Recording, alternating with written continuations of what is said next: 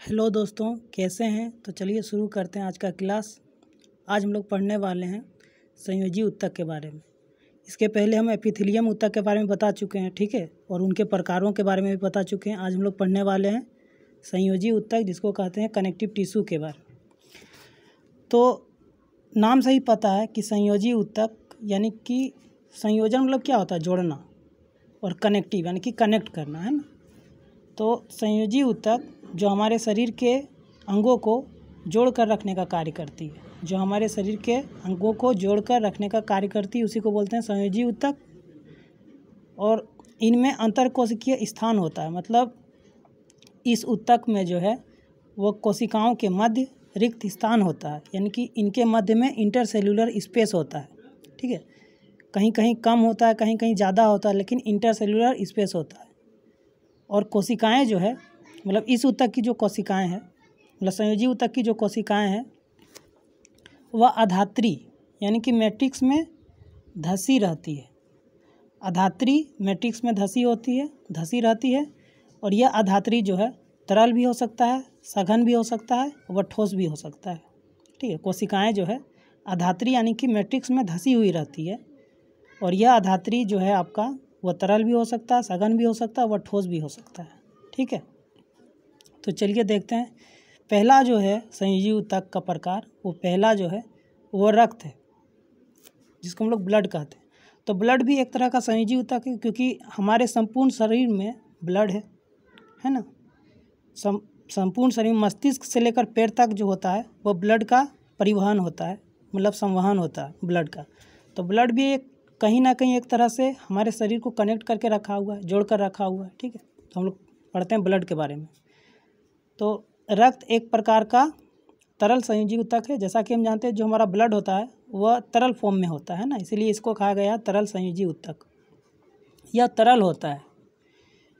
कोशिकाएं तरल अधात्री में धसी होती है। जो ब्लड होता है हमारा, उनकी जो कोशिकाएं हैं वह तरल अधात्री में धसी होती है। जैसा कि हम पहले भी बता चुके हैं कि संयोजी ऊतक में जो कोशिकाएं हैं वह अधात्री में धसी होती है। और यह जो अधात्री है वह आपका तरल हो सकता है, सघन हो सकता है, वह ठोस हो सकता है, ठीक है। तो रक्त की जो कोशिकाएं हैं वह तरल अधात्री में धसी होती है। और इस तरल अधात्री को क्या कहा जाता है, प्लाज्मा कहते हैं, ठीक है। जैसा कि हम जानते हैं जो हमारा ब्लड होता है वह दो भागों में वर्गीकृत किया गया है। एक होता है हमारा ठोस भाग, एक होता है हमारा तरल भाग। तो तरल भाग को प्लाज्मा कहते हैं, और ठोस भाग में जो है वह रक्त कोशिकाएं पाई जाती है। ब्लड सेल्स होता है उसमें, जिसमें से आरबीसी होता है, डब्ल्यूबीसी होता है और प्लेटलेट्स होता है। ये सब कोशिकाएं हैं। और यह सब जो कोशिकाएं हैं, डब्ल्यूबीसी, आरबीसी और प्लेटलेट्स, यह तरल अधात्री यानी कि प्लाज्मा में धसी हुई रहती है, मतलब प्लाज्मा में ही रहता है वो सब, ठीक है। तो वही कह रहा है कि कोशिकाएं तरल अधात्री में धसी होती है, और जिसे प्लाज्मा कहते हैं। तरल अधात्री को क्या कहते हैं, प्लाज्मा कहते हैं। इन्हीं में जो होता है हमारा रक्त कोशिकाएं हैं, आरबीसी, डब्ल्यूबीसी और प्लेटलेट्स, इसी प्लाज्मा में ही उपस्थित होता है, ठीक है। तो रक्त का कार्य क्या है, तो रक्त का कार्य हम पढ़ चुके हैं। मानव में उत्सर्जन, मानव में परिसंचरण के बारे में पढ़ चुके हैं उन सब में, कि रक्त क्या करता है। मानव में पाचन है, तो रक्त पचे हुए भोजन, ऑक्सीजन, हार्मोन व उत्सर्जी पदार्थों को एक भाग से दूसरे भाग में संवहन कराता है।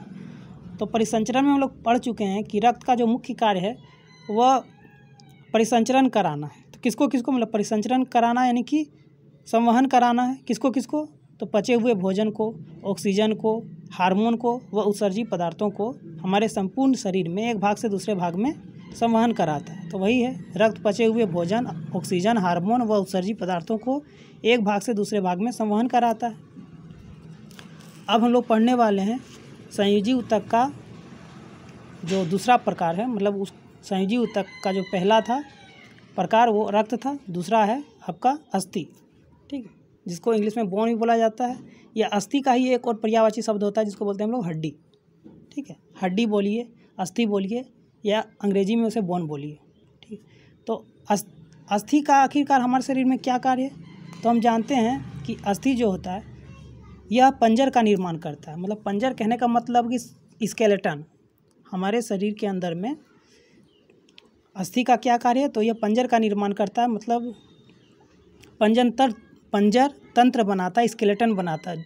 हम जानते हैं कि मस्तिष्क से लेकर हमारे पैर तक एक ढांचा होता है ना, हड्डियों का ढांचा होता है, उसी को बोला जाता है पंजर, जिसको अंग्रेजी में स्केलेटन बोलते हैं। तो यह पंजर का निर्माण करके शरीर को आकार प्रदान करती है। हमारे शरीर का जो आकार जो बना हुआ है वो इन्हीं हड्डियों के वजह से ही बना हुआ है, इन्हीं स्केलेटन के वजह से ही बना हुआ है। यदि हमारे शरीर में हड्डियां नहीं होती तो हम लोग एकदम लचीला होते और हम लोग कहीं खड़ा भी नहीं रह सकते थे। तो हम लोग आज कहीं भी कर खड़ा हैं, चल रहे हैं, फिर रहे हैं, तो आखिरकार हमारे शरीर के अंदर में स्केलेटन, हड्डियों का ढांचा है, तभी तो है कि नहीं। तो अस्थि ऊतक जो होता है वह दृढ़ होता है। जिस प्रकार रक्त जो होता है हमारा तरल होता है, लेकिन अस्थि ऊतक हमारा क्या होता है? दृढ़ होता है, यानी कि मजबूत होता है तथा कठोर होता है। वह सख्त होता है ना, मजबूत तथा सख्त होता है। कोशिकाएं कठोर आधात्री में धसी होती है। कोशिकाएं जो है कठोर आधात्री में धसी होती है, जो कैल्शियम तथा फास्फोरस का बना होता है। देखिए, रक्त जो है वह तरल होता है, अस्थि जो है वह दृढ़ होता है, यानी कि मजबूत होता है, वह कठोर यानी कि सख्त होता है। और रक्त की जो कोशिकाएं वह तरल आधात्री में धसी होती है, जबकि अस्थि की जो कोशिकाएं वो कठोर आधात्री में धसी होती है, जो कैल्शियम तथा फास्फोरस का बना होता है। ठीक है। और ये क्वेश्चन पूछा जाता है, जो हमारा अस्थि है यानी कि बोन है, जो हड्डी है, वो किस चीज़ का बना हुआ होता है? तो कैल्शियम तथा फास्फोरस का। ठीक है। कोशिकाएं कठोर आधात्री में धसी होती है, जो कैल्शियम तथा फास्फोरस का बना होता है। और अस्थि का कार्य क्या है? तो अस्थि मांसपेशियों व शरीर के मुख्य अंगों को सहारा प्रदान करती है। यदि हमारे शरीर में अस्थि नहीं होगा तो क्या मांसपेशियां स्थिर रह सकेगी? जैसे कि हम लोग हाथ को चला सकते हैं, ये देखिए हाथ में हमारा क्या है, यहाँ पूरा मांसपेशियां, तो इन मांसपेशियों को सहारा कौन देता है?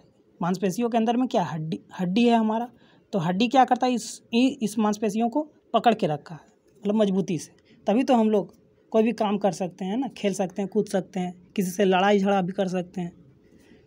तो हड्डियों का बहुत बड़ा एक रोल है, मतलब बोन का बहुत बड़ा एक रोल है। ठीक है। तो अस्थि मांसपेशियों व शरीर के मुख्य अंगों को सहारा प्रदान करती है। तो आशा करते हैं आप यहाँ तक समझ पाए होंगे। मिलते हैं इसके अगले प्रकार के बारे में पढ़ेंगे। ठीक है, तब तक के लिए धन्यवाद।